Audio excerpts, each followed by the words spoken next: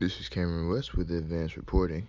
Today I'm talking with Dr. Scott Bell about net neutrality. Dr. Scott Bell is a computer science assistant professor who specializes in cybersecurity and programming following his 10 years as a project engineer, programmer, and system analyst. Thank you for joining us, Dr. Bell.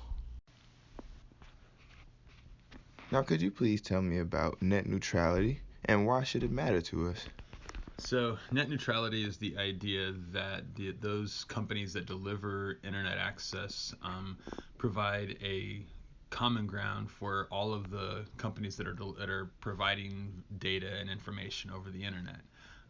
The idea is they won't fast track or have preferential treatment to any one set of information. And the idea behind it is that we make the internet more of a public utility instead of a commercial product. Now, that it being a utility in that possibility, how would that affect the social aspect for people using stuff like YouTube or Twitter or something like that? Well, if it's handled as a utility, the way that the government views utilities, then everyone should have equal access to all of the information. There can't be limitations put on how much data can be sent or how fast the data can be sent from certain sources. So, for example, if I wanted to watch YouTube and there was content that my provider doesn't think I should be watching, they would not be able to stop me if there was net neutrality. If you repeal net neutrality, which is what the government has done right now, then that allows the ISPs, the internet service providers, to throttle certain sources or certain content whenever they feel it's necessary to do. Now, how do you think that this could take a direction in the relationship for people with the internet and with the broadband services, considering that they have a little bit more power now? Um, it's hard to say what's going to happen. Whenever you repeat, that those rules are not really laws; they're just rules. Have been around for a little over 2 years. They were actually enacted in 2015, and so if we go back 2 years and look at how things were, they were pretty much the way they are right now. Um, but I don't know exactly what caused or triggered the rules to be implemented at that time. That's the question. So I don't know what's going to change. Does that make sense? Yes. Yeah. Yes. Well, now, would you consider it as a kind of like a freedom neutering service in a way, or would you consider it more of like a control system? Okay. So there's two perspectives, right? There's the consumer perspective. So you and I are users of the resource, right? And so the way we would view it is that there's a potential that let's say AT&T or Verizon or Comcast or whoever could limit what we can do on the internet. From their perspective, they were in a controlled market, not a free market, in selling their products, where their product is service. So there's two perspectives that are competing against one another, whether it's the end customer that gets the free market, which technically now you can pay extra money. Maybe you'll be able to have to pay extra money to get services that you desire. And then from the company's perspective, right now they're not allowed to do that. So prior to the repealing, they were unable to do that. Oh, why were they unable to do that? Oh man. So the FCC is the governing body that was in charge of enforcing the limitations that said that companies here that web providers could not they could not limit through throttling or whatever term you want to use the content delivery to their customers. Considering that it wouldn't be repealed, uh, who would be affected the most, and why would they be affected in this situation? If there wouldn't be a repeal, Mm. then that would mean that the rules are still in effect. Is that what you're saying? More Or, or, along, or if the rules are repealed. if they are repealed. again, we don't know how it's going to fall out from this point forward, so it's hard to say. That's a lot of guessing that's going to happen there. The biggest fear would be that minorities and groups that are underrepresented would have problems because they don't have as much of a market share, and they don't have, so their information may be less available or harder to get because they don't have the funding to pay for access to the networks. Now, with the ability of free use and just a little bit of control mixed in there, do you think that society could accept any loss of internet if there was any loss of any free use at all, considering the new millennials and everything that's been going on lately in terms of social media and stuff? I mean, society is pretty adaptable, so I think that overall there will be a limited amount of change in our experience on the internet. Um, if a company becomes too limiting, they'll lose market share, and so they're going to have to reopen, those if whatever it is that they're limiting access to.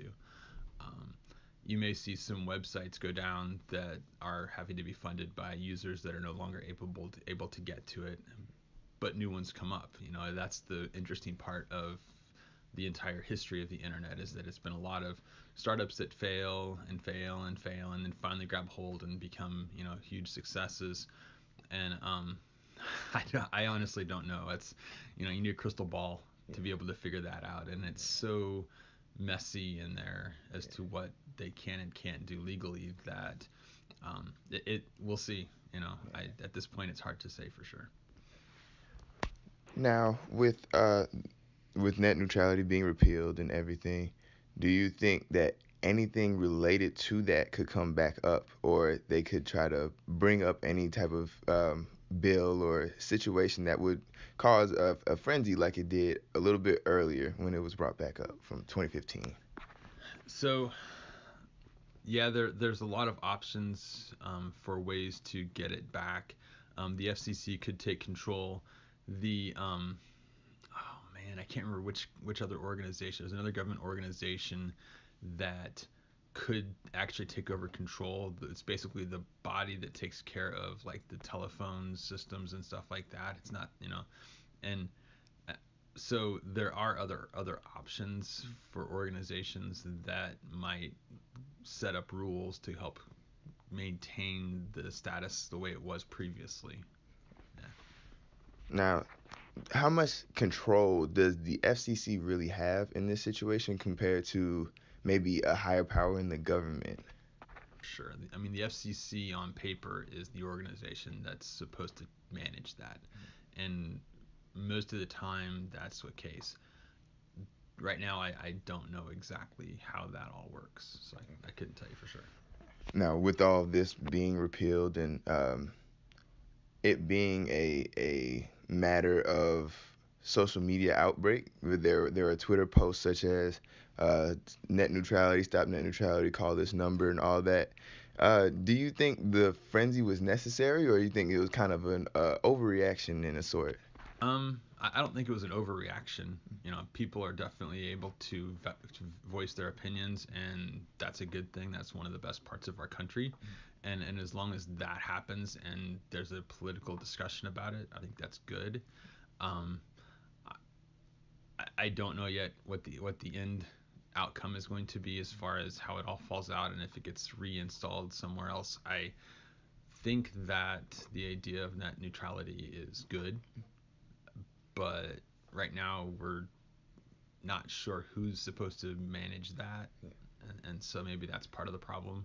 Um, yeah, it's going to be interesting to see what the fallout is at this point, because it's now it's been repealed, and so we have a I guess what they would say is a true free market for ISPs to provide their services, and now we're going to see how that works again, which I don't know. Now, could you possibly elaborate just a little bit more on ISPs, and are there any like companies that are involved, or not involved, but any companies of the ISPs that would possibly take any type of control over the internet usage and freedom of usage? Yeah, I mean, it's like any industry. There are, the big companies like AT&T, Verizon, Comcast are the three kind of big ones that were mentioned a lot, have been mentioned a lot in the news. And then there's smaller ones like local ISPs that may not have as big a market share. And so, and one of the problems with that is that the ISPs have to share data with one another because no ISP is connected to every single computer in the internet. And so some of the ISPs could, in theory, throttle data that they send to through other ISPs to end customers.